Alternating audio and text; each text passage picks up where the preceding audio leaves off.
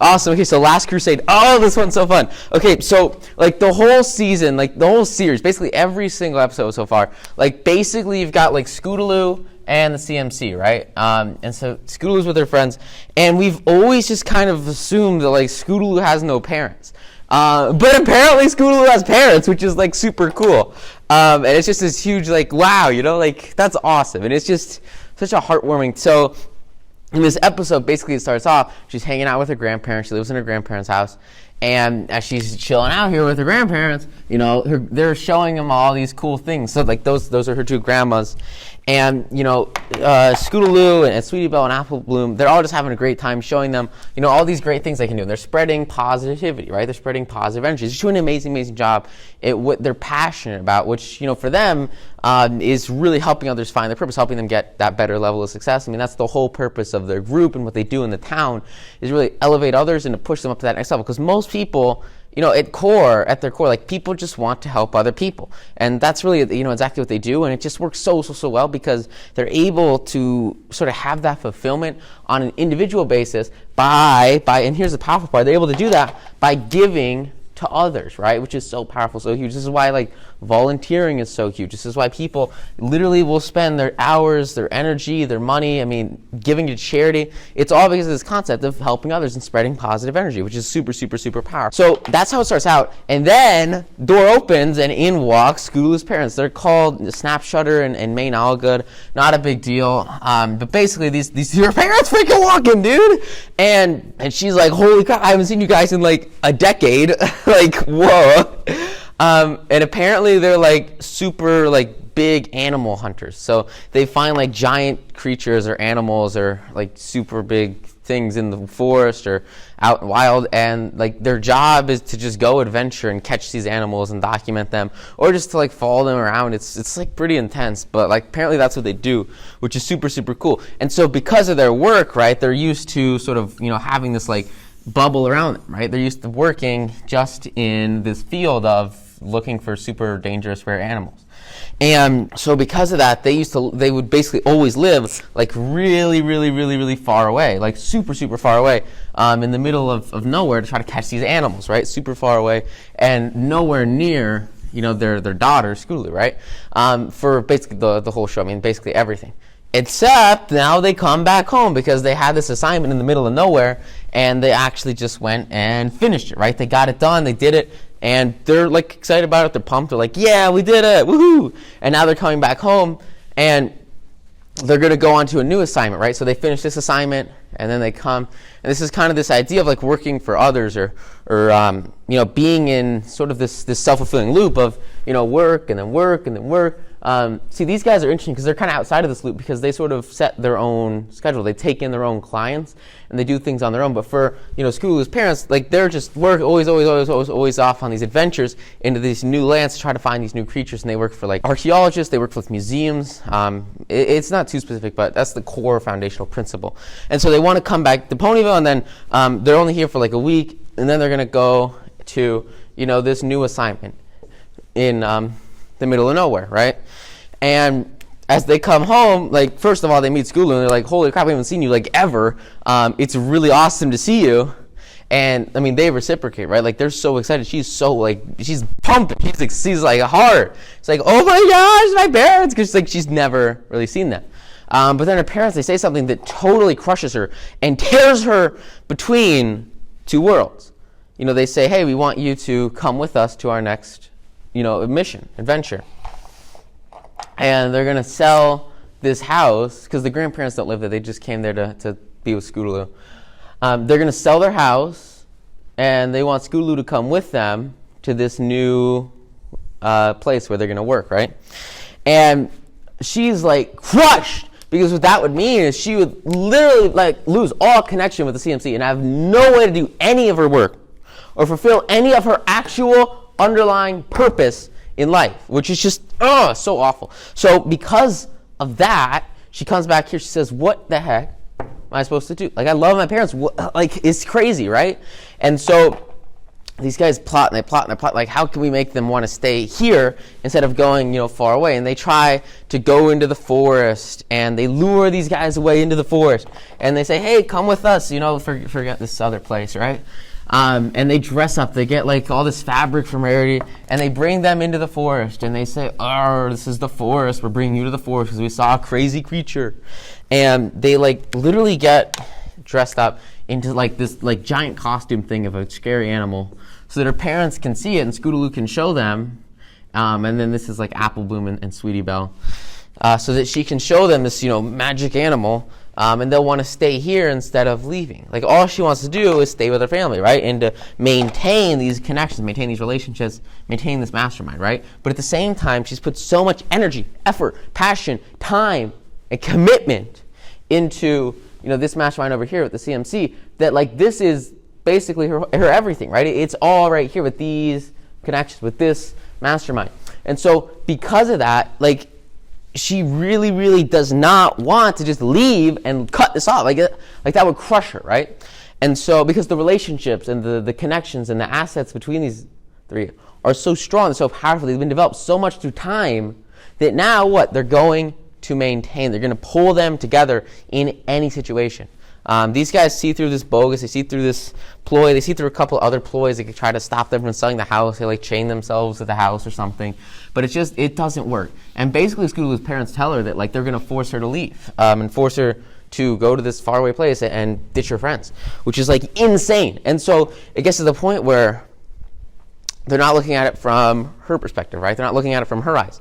And because of that, they're like crushing her internally and making her feel like she has to pick between like the two most important masterminds in her life, which is awful crushing decision to make.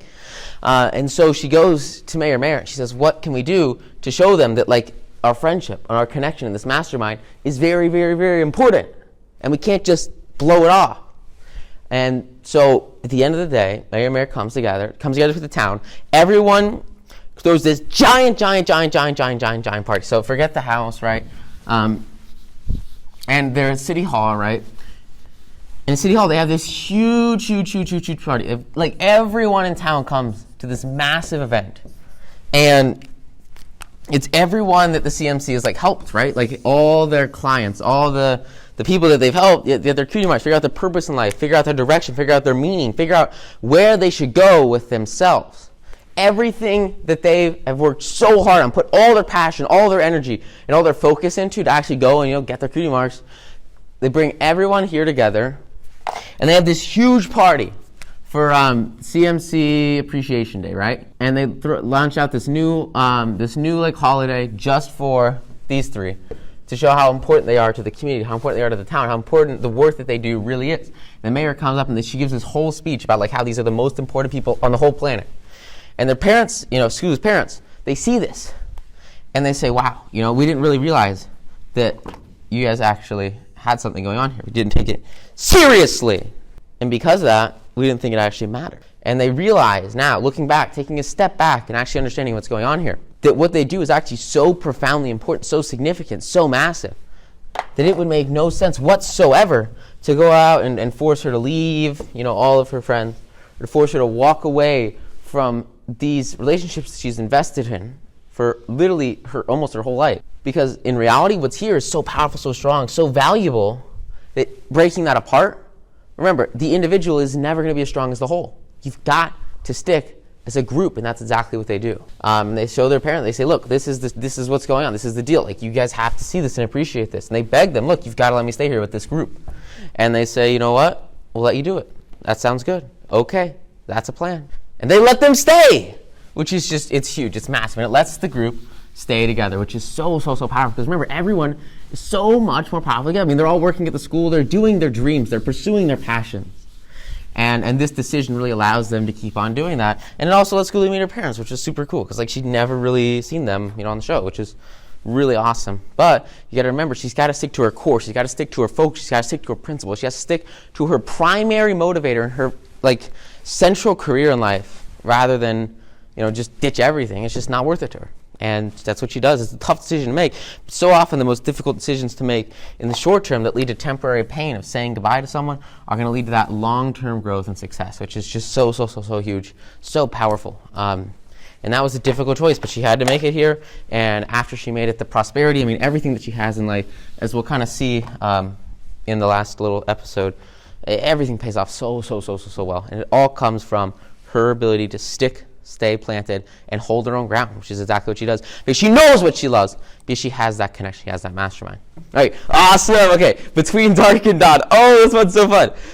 This is so fun. Okay, so there are like two really powerful lessons in this episode, and I want to get them both down for you because they're both extremely important. So what I'm going to do is I'm going to draw a little line here, okay, and on the left, we're going to have Twilight and the main six.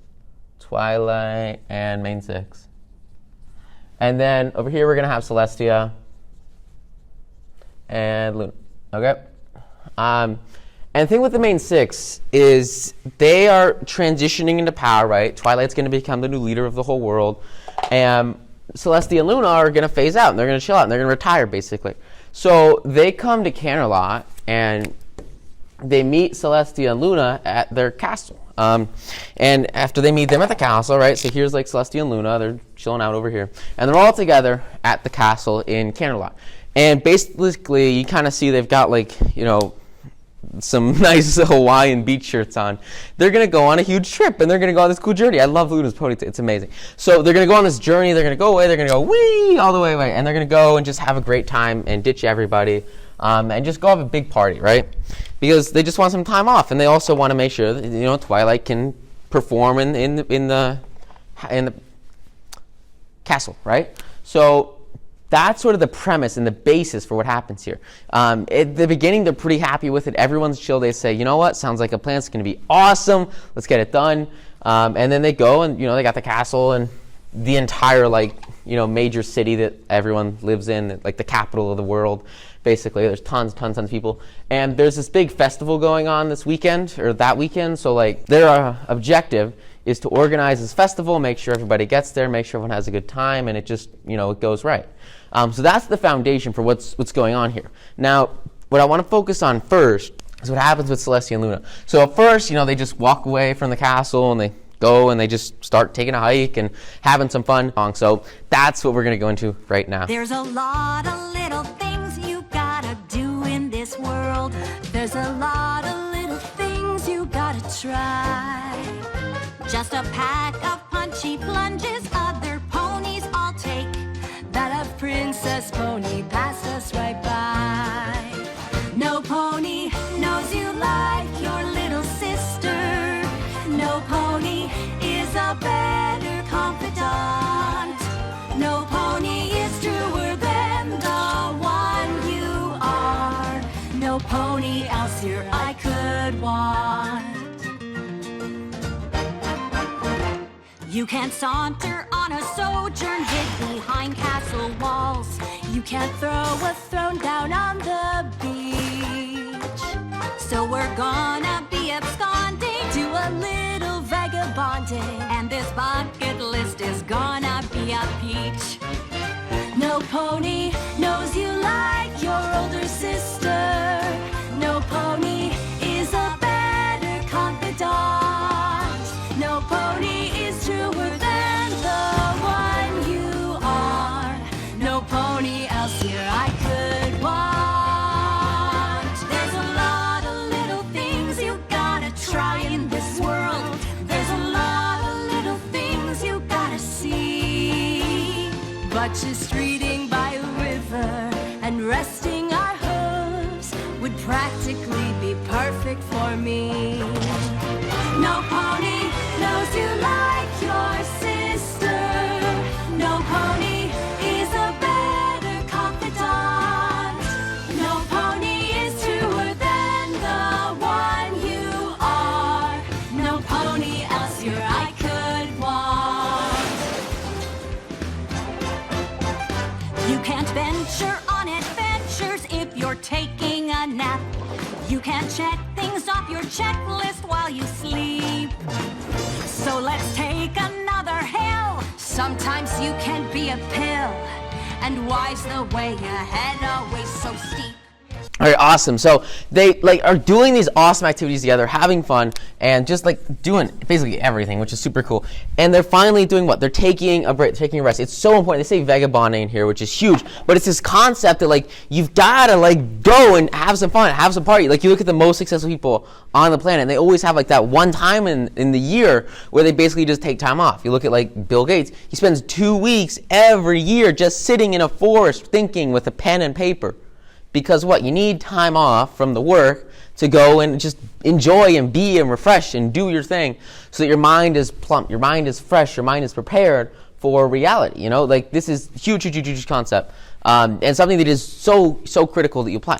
Just a couple of weeks, I'm going to go on a 3-week ski trip around, it's 10 out of 10. You have to have something like that where you can just take a couple of weeks away from traditional work and go and do your own thing. So that's exactly what happens here. But what's interesting is you kind of see at the end, there's a little bit of argument between the two, a little bit of conflict, because Luna kind of just wants to chill out, and Celestia is super hardcore, always going on everything that is possible.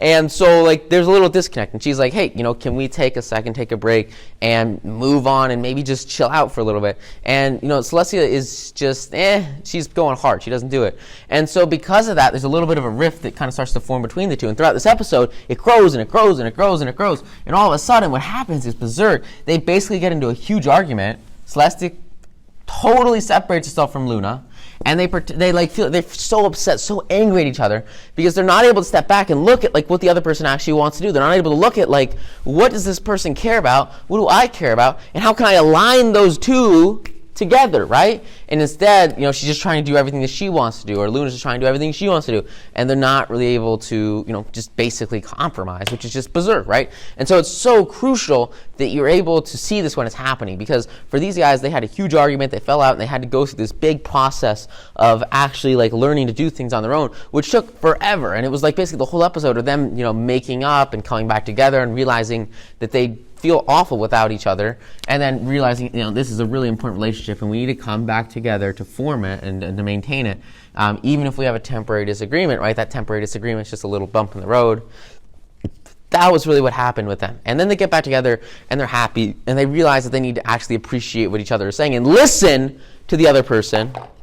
And once they do that, everything works out really well. They just come back together and become friends, and then they just finish up the trip and come back home. And as they come back home, then you start to have a little bit, basically they're walking back home at the end of the episode, and the sun is kind of floating up and down, and the moon is, there's just a huge mess in the sky, because they basically gave Twilight a special amulet to move the sun and the moon, but she doesn't really know how to use it. And so there's a little bit of a mess going on back here, and it's a little bit more than just whether or not it's day or night. What's actually going on is, there's this guy, and he's the head of Canada Society, biggest guy around. He's the guy, and he's in a lot of the episodes. His name is Fancy Pants, right? So Fancy Pants comes over here, and he says, hey, do you guys want help setting up this giant festival?